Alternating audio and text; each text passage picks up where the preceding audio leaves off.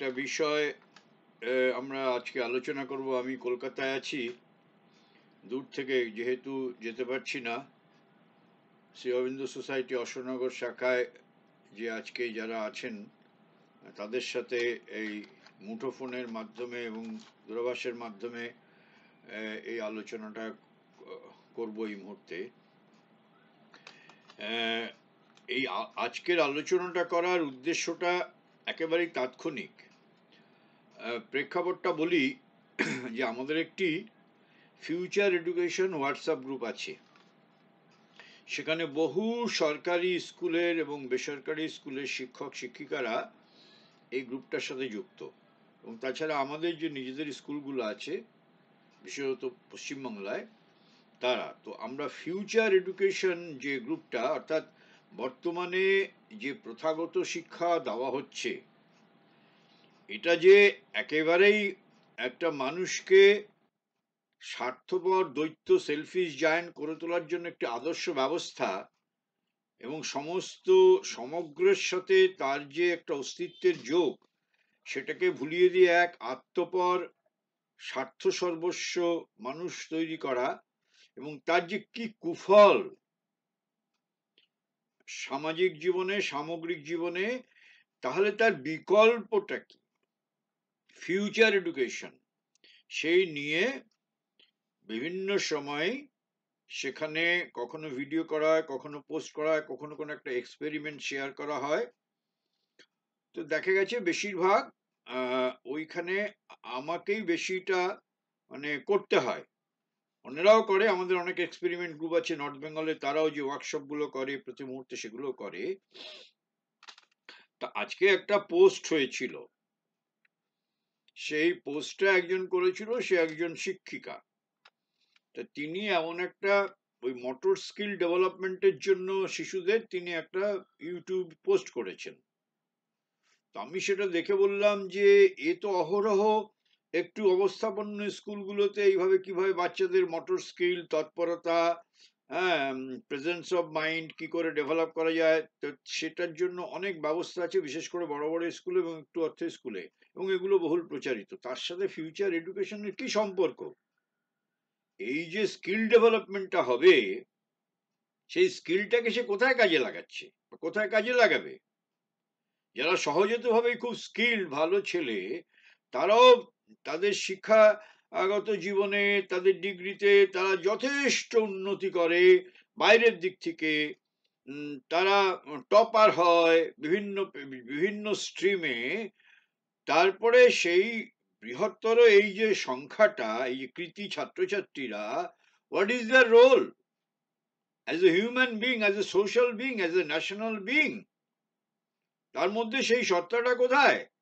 যদি তাই হয় তাহলে আজকে বিভিন্ন পেশাগত জীবনে সমস্ত ক্ষেত্রে যারা যাচ্ছে তারা কি সৃষ্টি করছে আজকে আমরা সমাজে দেখি। সুতরাং এই মোটর স্কিলটি এগুলো পুরো নয়। আমি মোটর স্কিল ডেভেলপ করে আমি কি করব? কোন মানুষটা তৈরি হবে? আমার এই স্বার্থপর যে চিন্তাটা, এই যে চেতনাটা, এই নিজেকে ঘিরে সেইটার ডেভেলপমেন্ট, সেইটাকে তুষ্ট করা, সুখী করা, সেই জীবনটাকে ভোগ করা, এই সব কাজই তো লাগছে।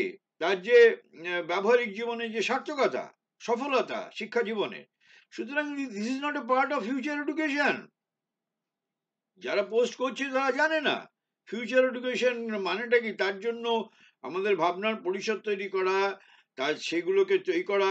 সুতরাং আমি তখন ওইটা কমেন্ট করে তারপরে লাস্টে এখন একটা কমেন্ট করেছিলাম পোস্টে, সেইটাই আমি বলেছি এইটাকে উপলক্ষ করে আজকে একটা আলোচনা করব। যেহেতু আমি আজকে যেতে পারছি না অশোকনগর কেন্দ্রে, সুতরাং দূর থেকে এটাই মানে এইটা কেন, এটা সকলের জন্য প্রযোজ্য।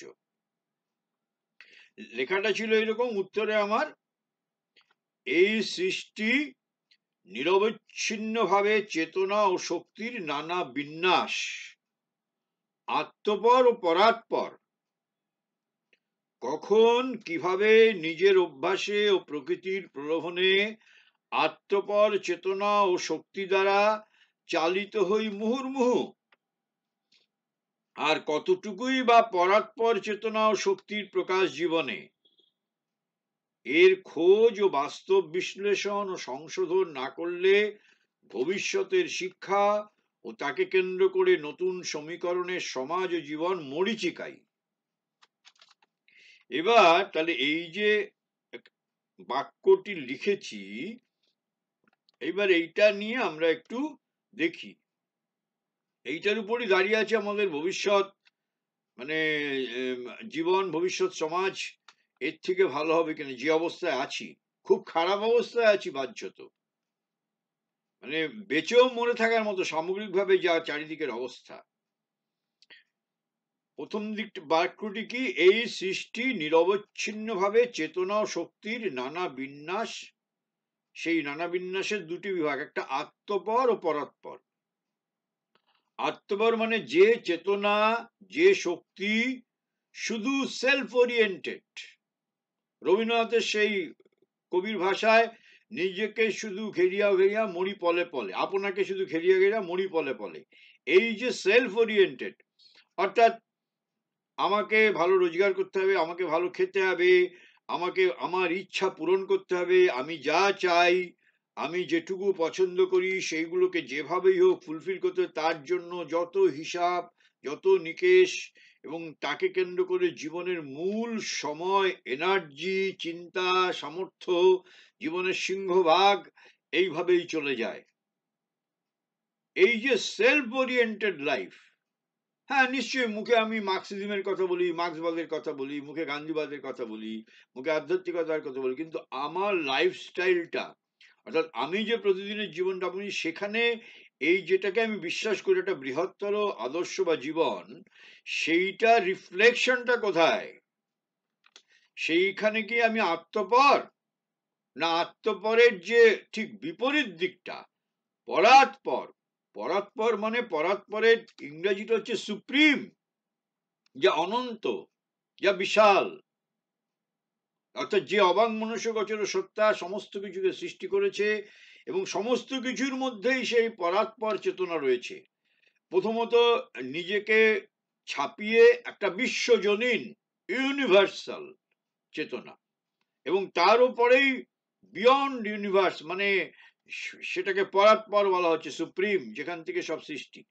তাহলে এইটা আমরা প্রতি মুহূর্তে কিন্তু এই শক্তির দুটো বিন্যাস আছে, চেতনা ও শক্তির বিন্যাস, কখনো চেতনা আত্মপর, কখনো পরাৎপর, এবং দুটোরই কিন্তু এই আমরা যে জগতে বাস করি, আমরা যে জগতে চলাফেরা করি, আমরা প্রতি মুহূর্তে শ্বাস প্রশ্বাস নেই, আমরা যে কার্যক্রম করি, সেইখানে কিন্তু দুটো শক্তিরই একদম মানে উপস্থিত রয়েছে। কিন্তু আমরা কোনটাকে নেব, এবং কোনটাকে নেওয়ার জন্য আমার সংস্কারটাকে আমি তৈরি করব, আমার লাইফস্টাইলটাকে তৈরি করব, আমার জীবনধারা, সেটা কিন্তু একেবারে নিজের উপর নির্ভর করে।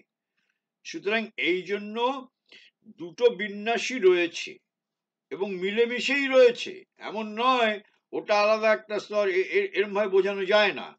যেমন আজ ধর আমরা টিভি দেখি, এই টিভিতে কতগুলো চ্যানেল, এই সমস্ত চ্যানেলগুলোই কিন্তু এথারের মধ্য দিয়ে আসছে, এবং এথারে রয়েছে, এথারে মানে বায়ুমণ্ডলের মধ্যে। কিন্তু আমি নির্দিষ্টভাবে আমার যেটা পছন্দ, আমি যেটা, আমার যেটাতে ঝোঁক, আমার যেটাতে প্রবণতা, আমি সেই চ্যানেলটাকেই দেখি। রিমোটটা টিপলেই, সেই চ্যানেল নাম্বার টিপলেই সেইটা আসে।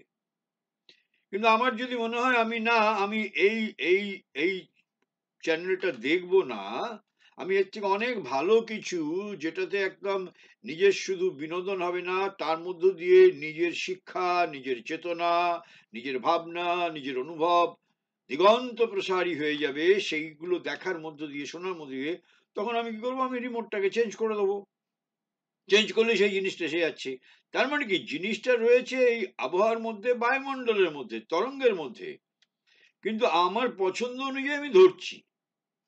যেটা টিভির ক্ষেত্রে মানে সম্ভব, আমাদের ব্যক্তিগত জীবনেও আমাদের ইন্ডিভিজুয়াল চয়েসটা, ডিটারমিনেশনটা, সংকল্পটা হচ্ছে রিমোটের মতো। এটা হচ্ছে অটোমেটিক রিমোট, একে দেখা যায় না, কিন্তু রিমোটটা রয়েছে আমার সিদ্ধান্তের উপর।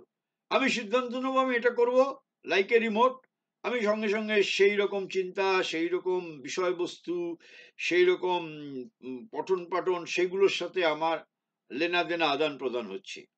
কিন্তু আমি যদি মনে করি এগুলো তো আমাকে একটা অতি সাধারণ আটপৌরে জীবনের মধ্যে এটাকে আটকে রেখেছে, তাহলে পশুর সাথে আমার পার্থক্যটা কি? পশু তো জীবন ধারণ করে, সন্তান উৎপাদন করে, খেয়ে দেয়ে বেড়ায়। পশু সেই অর্থে মানুষের থেকে তো নিষ্পাপ, অনেক বেশি সরল। কেন তার মধ্যে কোনটা ভালো কোনটা মন্দ এই চয়েসটা করার ক্ষমতাই প্রকৃতি তাকে দেয়নি। প্রকৃতি এমন ভাবে সৃষ্টি করেছে যে পশুর ভালো মন্দ নির্ধারণ করার ক্ষমতাটাই নেই। সে প্রকৃতিগতভাবে যা হয়েছে সে তার বাইরে যেতে পারবে না, তার থেকে কমও না বেশিও না। সুতরাং সে অনেক বেশি নিষ্পাপ, অনেক বেশি সরল। সেই জন্যই শ্রী অরবিন্দ তার চিন্তাবলী ও সূত্রাবলীতে বলেছেন যে ভগবানের কাছে একটা ব্যাঘ্র অনেক বেশি প্রিয় মানুষের থেকে, তার সরলতায়।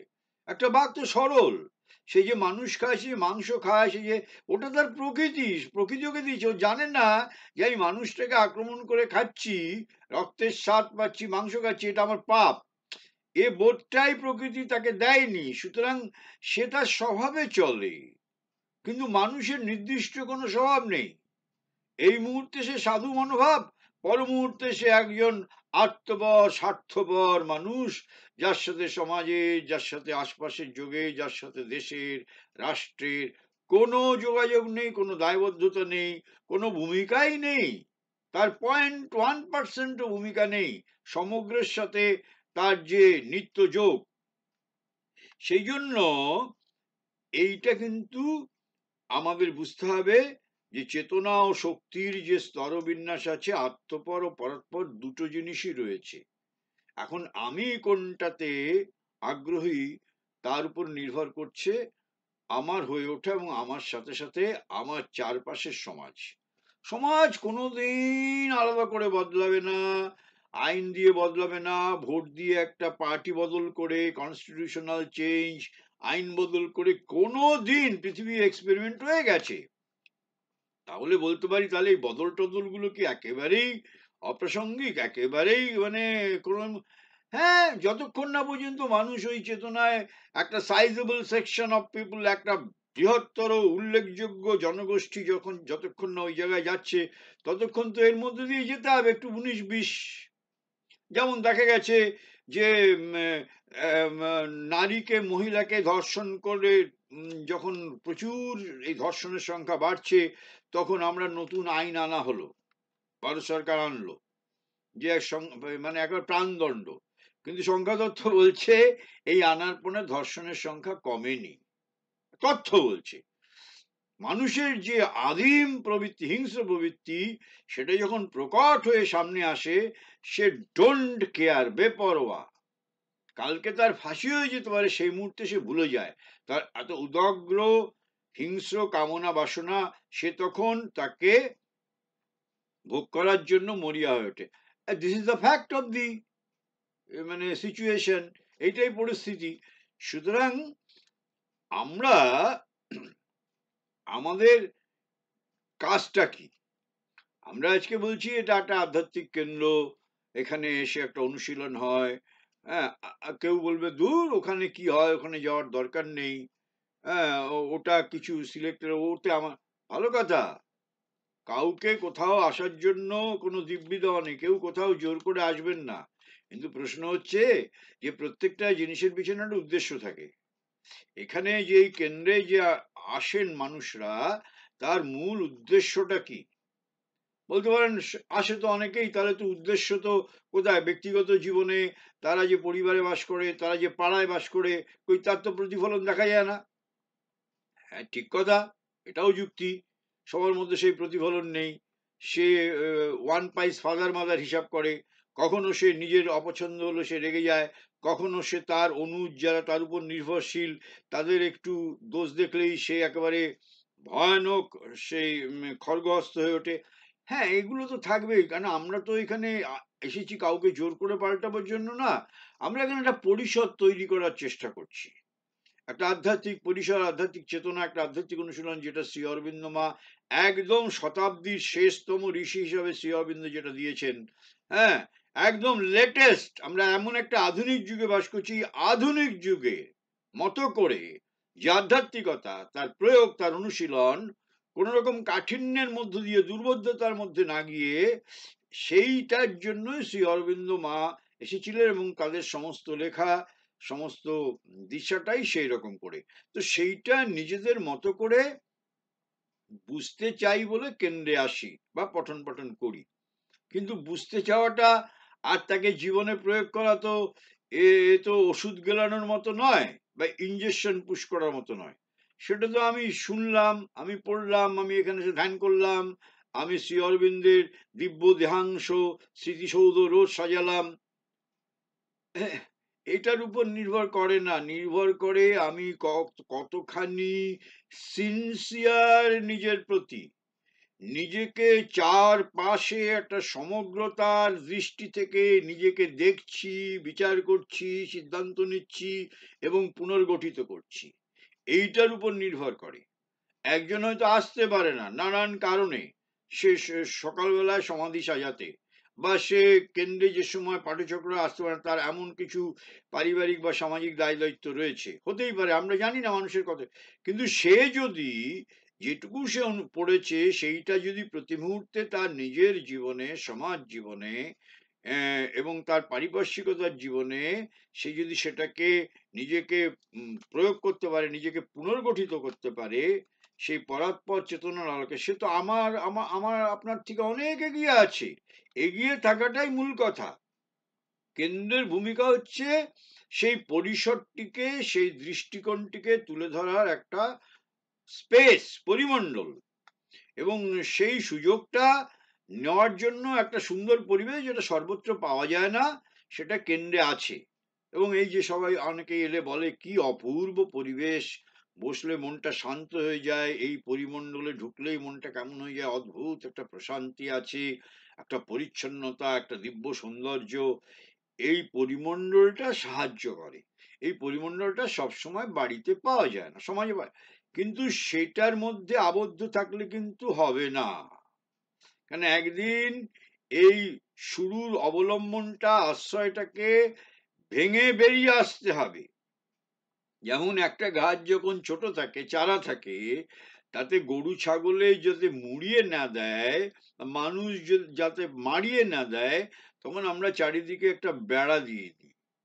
কি, যতদিন না গাছটা একটা মহিরু হচ্ছে, গাছটা বেশ এমন একটা জায়গায় আসছে, যতক্ষণ পর্যন্ত বেড়াটা দেওয়া দরকার, তারপরে সে যখন একটু বড় হয়ে যায় তখন আর বেড়ার দরকার হয় না।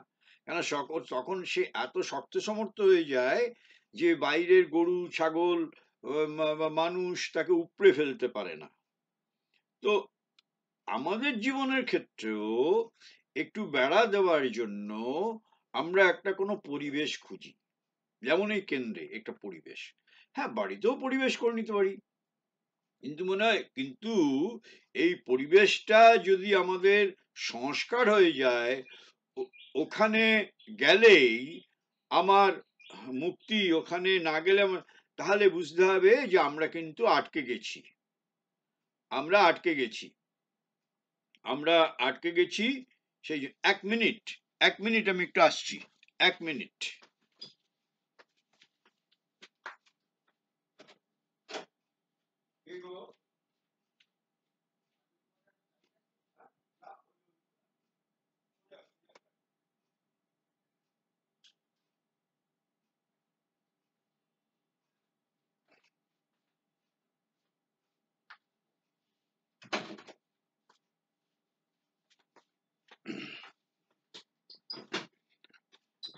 সুতরাং আমাদের বুঝতে হবে, যে কথা বলছিলাম, যে আমরা যদি এর মধ্যে আবদ্ধ, যে সেন্টারে না গেলে আমার এটা হয় না, আমার বাড়িতে বসে পাঠ না করলে, ধ্যান না করলে হয় না।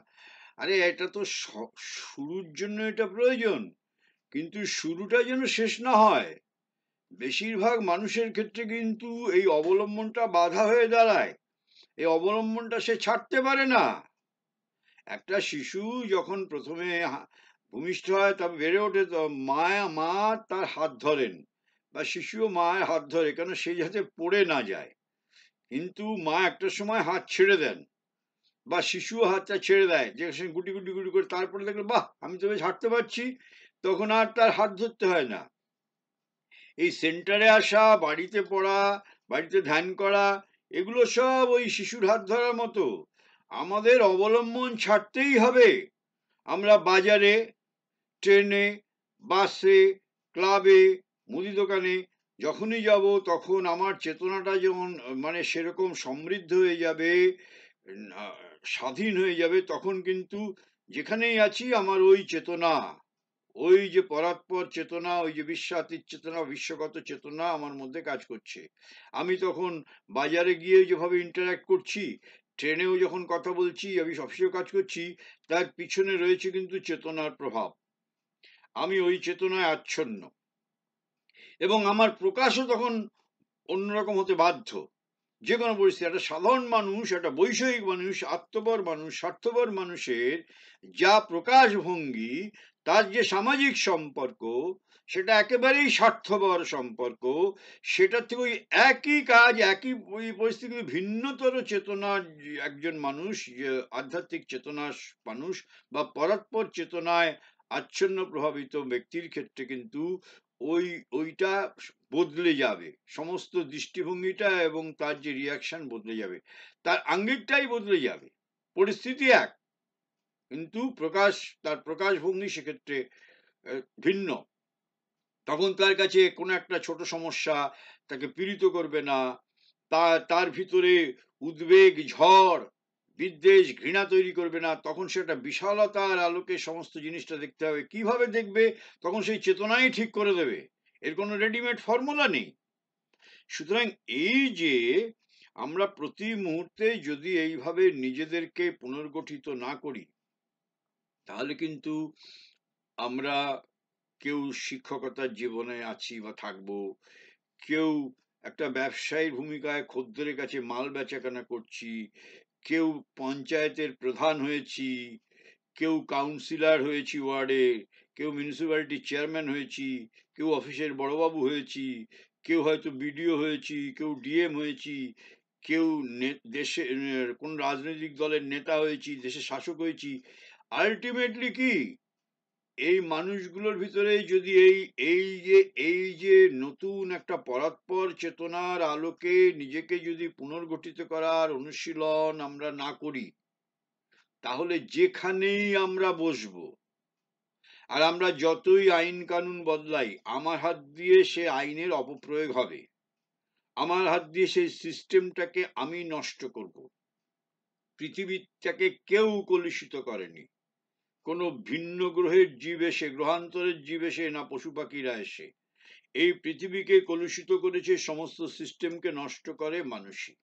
মানুষই তৈরি করে, আবার সেই মানুষই বা অন্য মানুষেরা সেইটাকে নিজের স্বার্থ সিদ্ধি করার জন্য, কখনো ব্যক্তি স্বার্থ, কখনো গোষ্ঠী স্বার্থ, কখনো পারিবারিক স্বার্থ, কখনো দলীয় রাজনৈতিক স্বার্থ, কখনো প্রতিষ্ঠানেরও একটা ক্ষুদ্র স্বার্থ আছে, প্রতিষ্ঠানেরও অহংকার আছে।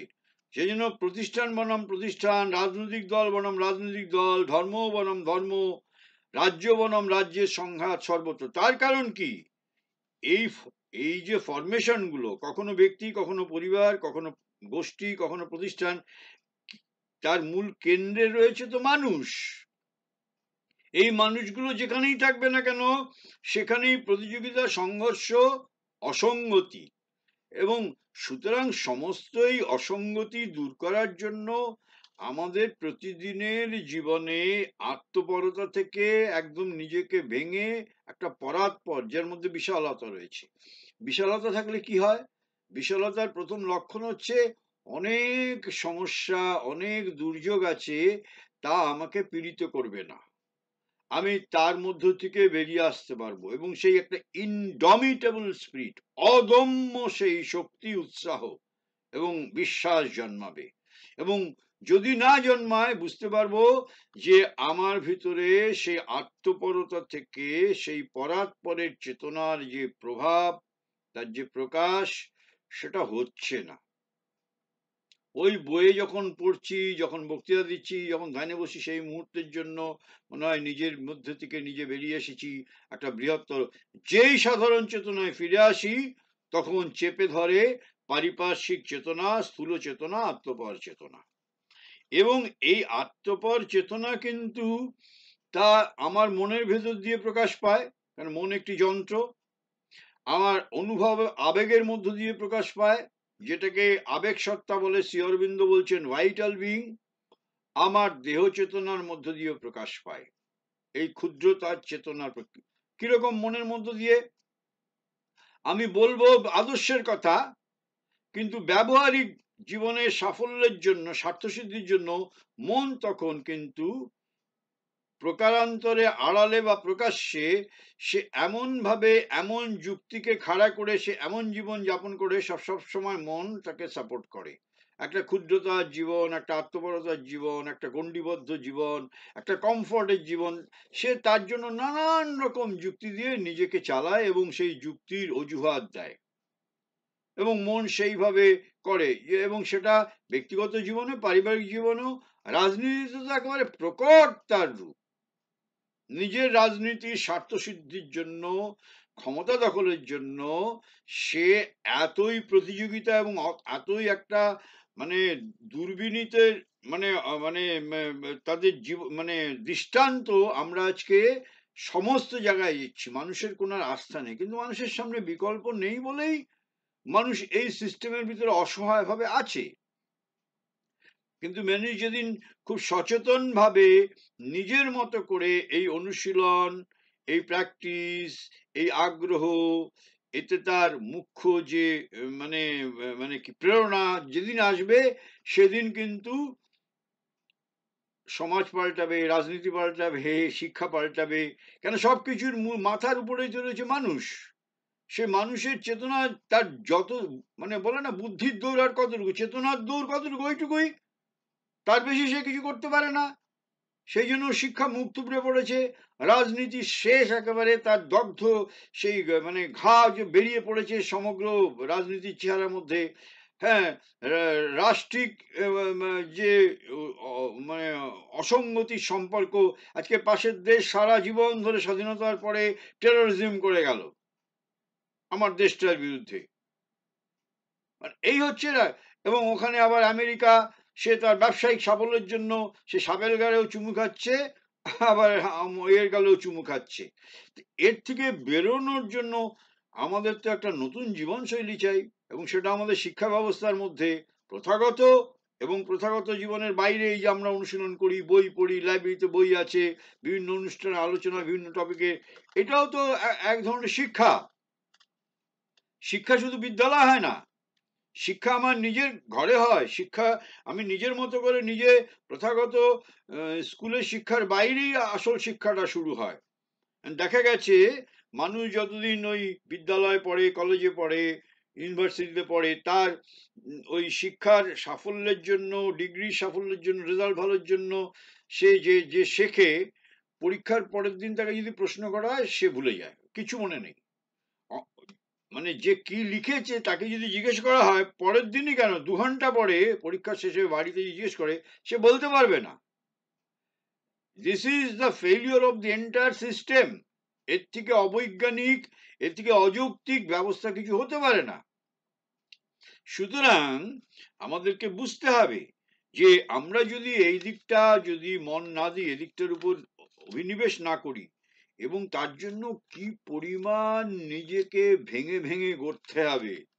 ওই জন্য মা বলছেন, নিজেকে নিজে কোষে চাবুক মারো। ঠিক এই বাক্যটি বাংলায় তর্জমা করছি আমি। মা বলছেন, নিজেকে নিজে কোষে চাবুক মারো, নিজের বিচারক নিজে হও, নিজেকে নির্মম ভাবে নিজেকে বিশ্লেষণ করো, নিজেকে নিজের বিরুদ্ধে দাঁড় করাও। তোমার যে বহিঃপ্রকৃতি এতদিনের অভ্যাস, সেই অভ্যাসটাকে কাটানোর জন্য তুমি নির্মম ভাবে নিজের বিরুদ্ধে নিজেকে দাঁড় করাও। ওই জন্যই বলছেন নিজেকে নিজে কোষে চাবুক মারো। কথাটা কত অর্থবহ এবং কথাটা কত নির্মম সত্য, এবং কি পরিমাণ সৎ হলে, সিনসিয়ার হলে এটা করা সম্ভব। এটা আমরা যারা করতে পারি না, এই পুনর্গঠন মা আমাদের যে বলেছেন, that is the definition of insincerity. Insincerity কি? তুমি যে সংস্কার নিয়ে জন্মেছ, পারিবারিক সূত্রে, সামাজিক সূত্রে, শিক্ষার প্রভাবের ফলে, সেইটার থেকে নিজেকে বার করে আনার প্রতিনিয়ত যে অনুশীলন, যে আন্তরিকতা, যে নিষ্ঠা, যে সততা, যে ধৈর্য, যে তিতিক্ষা, সেইটা করতে না পারাটাই হচ্ছে ইনসিনসিয়ারিটি। সেজন্য মা বলছেন, আচ্ছা বলো তো সিনসিয়ার কে? তো এক একজন এক এক রকম উত্তর দিয়েছিল। মার কি অপূর্ব উত্তর! মা বলছেন, he knows, he who knows that he is ইনসিনসিয়ার, actually he is sincere. যে জানে সে সিনসিয়ার নয়, সেই প্রকৃত সিনসিয়ার। অর্থাৎ যে জানে আমার ভিতরে এই ঘাটতিগুলো আছে, এই বদভ্যাসগুলো আছে, এই প্রবণতাগুলো আছে, এই আত্মপরতার ঝোঁক আছে, এবং এইগুলো যে চিহ্নিত করতে পেরেছে এবং চিহ্নিত করে সে লেগে পড়েছে এগুলোর থেকে বেরিয়ে আসতে, অ্যাকচুয়ালি সেই সিনসিয়ার। মুখে বললে সিনসিয়ার হয় না। এবং ওই যে রবীন্দ্রনাথ বলছেন, বিশ্ব সাথে যোগে যেথায় বিহারও সেইখানে তো তোমার সাথে আমার যোগ। কি? বিশ্ব সাথে যোগে যেথায় বিহারও সেইখানে তোমার কি কি লাইনটা যেন কি লাই কি যেন লাইনটা? বিশ্ব সাথে যোগে যেথায় বিহারও সেইখানে যোগ তোমার সাথে আমারও। এই যে রবীন্দ্রনাথের গানটা শুনে শুনে আমরা অভ্যস্ত, আমরা করে করে অভ্যস্ত, আমরা এই গান করে বাহবা পাই, নিজে বাহবা কুড়াই, দর্শকের বাহবা পাই। বিশ্ব সাথে যোগে যেতে বিহার মানে আমরা এই যে প্রাণী, এই যে চিন্তাশীল প্রাণী, থিঙ্কিং অ্যানিম্যাল, আমাদের এক্সিস্টেন্সটা কিন্তু সমগ্র সিস্টেমের উপর নির্ভর করছে। সমগ্র জল, বায়ু, আকাশ, বাতাস, ঋতুচক্রের পরিবর্তন এবং এন্টায়ার সিস্টেম, যে সিস্টেমটা মানুষের ভিতর দিয়ে, মানুষের সৃষ্টিশীল চেতনার ভিতর দিয়ে আমাদের অসুখ বিসুখের নিরাময়, আমাদের এই সুবিধা, এভরিথিং একটা ক্রিয়েটিভ কনসাসনেস মানুষকে ধরে, এবং মানুষ ব্যতি রেখেও যে সিস্টেমটা সৃষ্টিতে আছে, সেইটা দৌলতে আমরা এক্সিস্ট করছি। এবং প্রতিনিয়ত চাই বা না চাই, বুঝি বা না চাই, তার সাথে আমাদের নিরন্তর যোগ। এই যোগ চাইলেও আমরা বিচ্ছিন্ন করতে পারবো না। আমরা যদি এই মূল জায়গা থেকে বিচ্ছিন্ন হতে চাই, আমাদের জীবন ধারণই অসম্ভব হয়ে যাবে। ভগবান কি? ভগবানকে আমরা উপলব্ধি করতে পারি না, তার একটাই কারণ, ভগবান সর্বত্র। ভগবান সর্বত্র প্রতিটি মুহূর্তে আছে বলে সেই জন্য আমরা তাকে আলাদা করে আমরা চিহ্নিত করতে পারি। সেই জন্যই ভগবানকে আমরা দেখা পাই। ভগবান সর্বত্র, আমাদের চেতনার মধ্যে, চিন্তার মধ্যে, সৃষ্টিশীলতার মধ্যে, এই সৃষ্টির এই যে বৈচিত্র্যতার মধ্যেই। ভগবান নির্দিষ্ট কোনো ব্যক্তি নন, ভগবান একটা মহা চৈতন্য। তিনি নিজেকে নানান ভাবে নিজেকে প্রকাশ করেছেন। সেই প্রকাশ আমাদের সমস্ত সিস্টেমটাকে ধরে রেখেছে এবং তার মধ্যে প্রতিনিয়তই আমরা বড় হচ্ছি। সুতরাং ভগবানকে আলাদাভাবে চিহ্নিত করা যায় না। ভগবানকে বুঝতে হলে প্রতিটি ক্ষেত্রে তার উপস্থিতি, তার যে বৈচিত্র্য, তার যে সৃষ্টির বিলাসিতা, সেইটাকে যদি অনুভব না করি, তাহলে ভগবানকে কোনোদিন ধরতে পারবো না। Divine is everywhere, divine is everything. আমরা গুরুকে আশ্রয় করে, কেন? গুরু হচ্ছে তার মাধ্যম। আমাদের সহজ, গুরুকে ধরলে গুরুর মধ্যে দিয়ে যে শিক্ষাটা, সেই শিক্ষাটাই আমাদের সেই ভগবত চেতনার দিকে, সুপ্রিম কনসাসনেসের দিকে, পরাৎপর চেতনার দিকে নিয়ে যায়। সেই পরাৎপর চেতনা মানে বিশালতা, তার কোনো সীমা পরিসীমা নেই, তার তার কোনো অস্তিত্বের সংকট নেই। এবং এই সংস্কারটাই তো আমাদের জীবনে প্রয়োজন, গড়ে তোলাটা।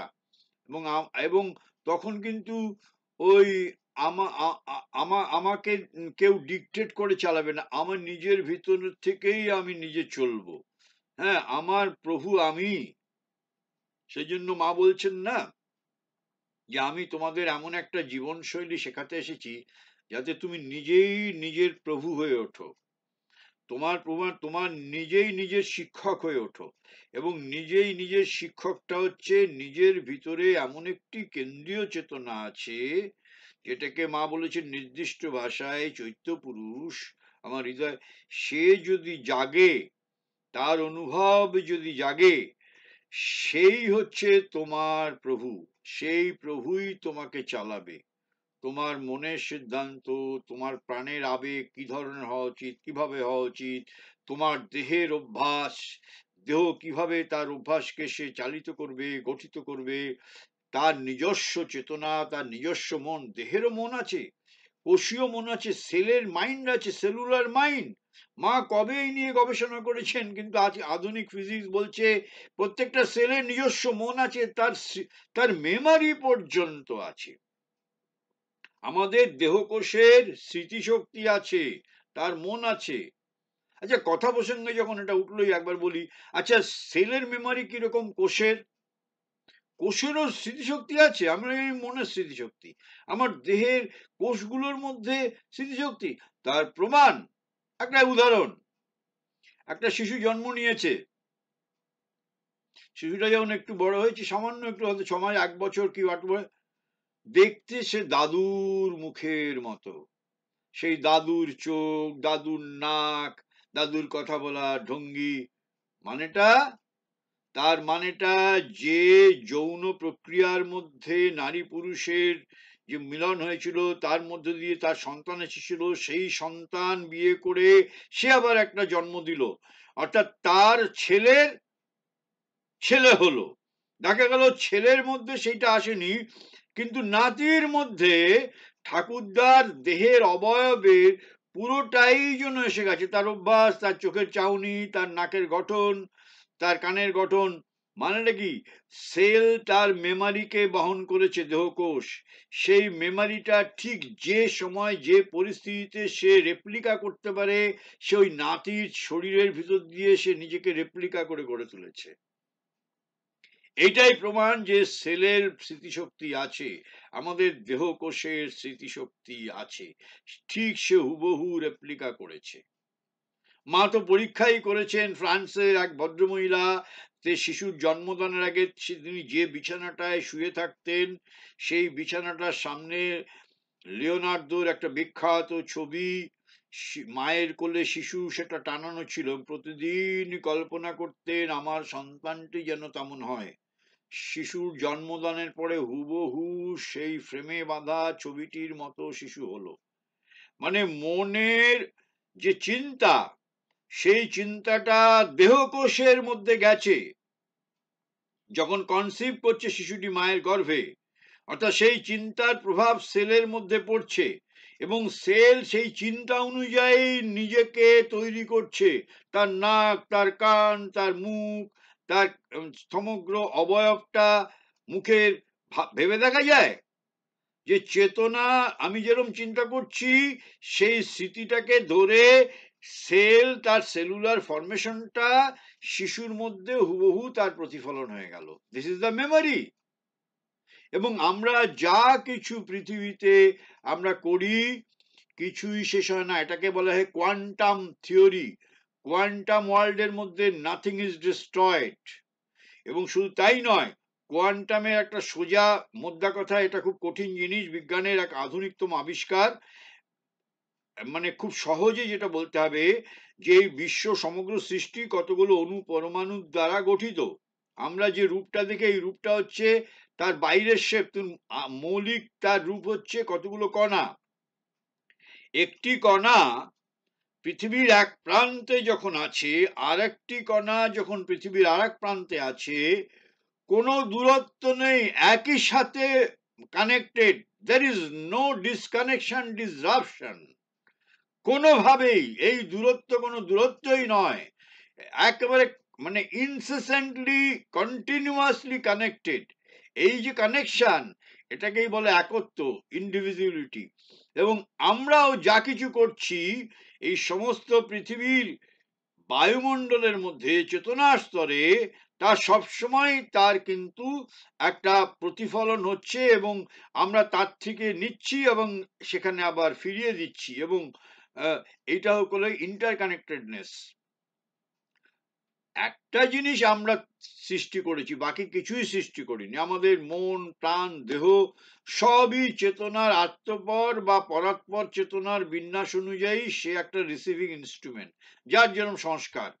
হ্যাঁ, কারোর মনের সংস্কার যদি খুব অপরিণত হয়, সে তার ওই ব্যক্তিগত ক্ষুদ্র স্বার্থ দৃষ্টিভঙ্গি দিয়ে, তার নিজস্ব পছন্দ অপছন্দ দৃষ্টিভঙ্গি দিয়ে সে সব জিনিসকে ব্যাখ্যা করে।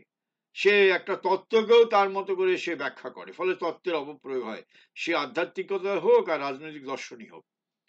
কিন্তু সে যখন নিজেকে পুনর্গঠিত করে, সে তখন এই পরাৎপর চেতনারই সে তখন প্রতিভূ হয়। কিন্তু একটা জিনিস আমরাই তৈরি করেছি, সেটা হচ্ছে সুপারফিশিয়াল ফরমেশন, যেটাই সমস্ত জিনিসটাকে নষ্ট করছে প্রথমে, সেটা হচ্ছে আমাদের ইগো। এই ইগোটাকেই আমরা তৈরি করি। এই ইগোটা গাছপালার মধ্যে নেই, পশু পাখির মধ্যে নেই। এই ইগোটাই হচ্ছে একটা সুপারফিশিয়াল ফরমেশন। আমরা নিজেদের মতো করে এই ইগোটাই সমস্ত যে সিস্টেমটাকে, ন্যাচারাল সিস্টেমটাকে সে প্রতি মুহূর্তে সেটাকে ডিস্টর্ট করছে, ডিস্টার্ব করছে, সে সেটার থেকে নিজেকে বিচ্ছিন্ন করে ফেলছে। তাহলে ইগো একটা সময় সাহায্য করে মানুষের উন্নতির জন্য, যে আমি এটা করব, ওটা করব, ভালো পড়াশোনা করব, ভালো চাকরি করব। কিছুটা কাল পর্যন্ত ইগো মানুষকে সাহায্য করে তার ব্যক্তিত্বের গঠনের জন্য।